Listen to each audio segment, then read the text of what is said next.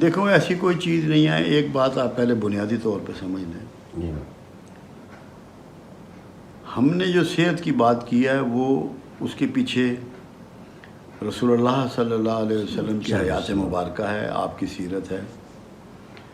آپ دیکھیں رسول اللہ صلی اللہ علیہ وسلم نے ایک دن میں 2 طرح کا کھانا تمام عمر نہیں کھایا. جی. جو کی روٹی کھائی، ستو کھائے، تربوز کھایا، سنگترا کھایا، شہد کھایا، دودھ پیا بکری کا یا اونٹنی کا. آپ کی ایڈوائز یہ ہے کہ تمہارے پاس جو سب سے قیمتی چیز اللہ نے دی ہے وہ تمہاری صحت ہے. جی.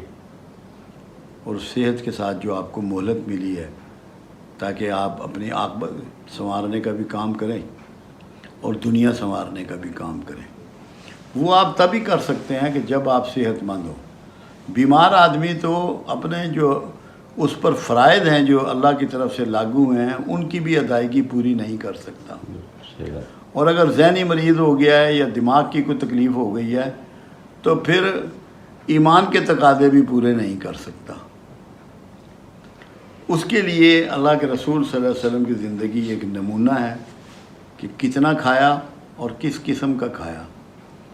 کوئی تلی ہوئی چیز میرے آقا سے کھانا ثابت نہیں ہے، زیادہ کھانا میرے آقا سے ثابت نہیں ہے، بار بار کھانا میرے آقا سے ثابت نہیں ہے.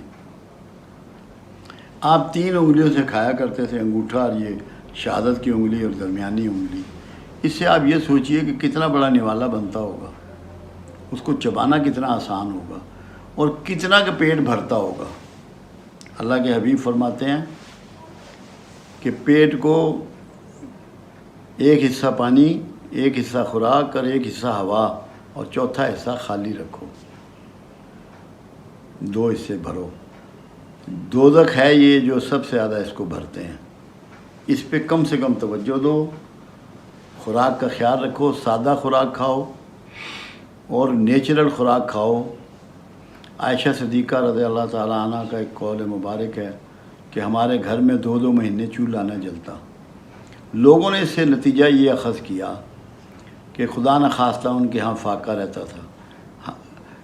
خانہ رسول میں ایسا نہیں تھا، خدا نخواستہ وہ غریب نہیں تھے.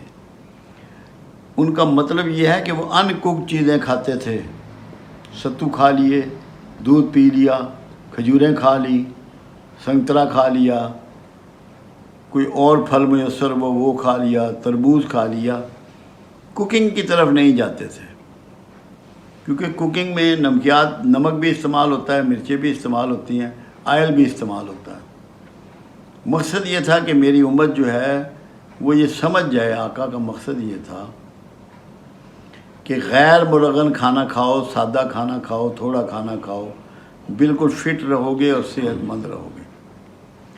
اسی کتاب کو ہم نے اسی لیے ان چیزوں کا لکھا بھی ہے جو چیزیں استعمال کرتے ہیں کہ یہ کیسے ہمیں سمجھ میں آئی ہیں اور کس اور ابھی تک کی جو میرے پاس جو یعنی کہ فیڈ بیک ہے وہ یہ ہے کہ جو اس پہ عمل کرتا ہے وہ 95% لوگ شفا پاتے ہیں. بالکل صحیح، ایسے ہی بالکل صحیح بات. اللہ کا ان پہ فضل ہو جاتا ہے، رحمت ہو جاتی.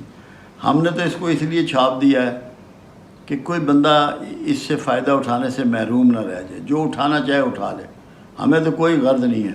اللہ کے بندوں کے دکھ دور ہو جائیں، ہمارا مقصود پورا ہو جائے گا. اللہ کرے کہ لوگ خوراک کے معاملے میں 2 چیزیں، مرغن کھانے چھوڑ دیں اور کم کھانا شروع کر دیں. 2 کام خراب ہیں، زیادہ کھاتے ہیں اور مرغن کھاتے ہیں.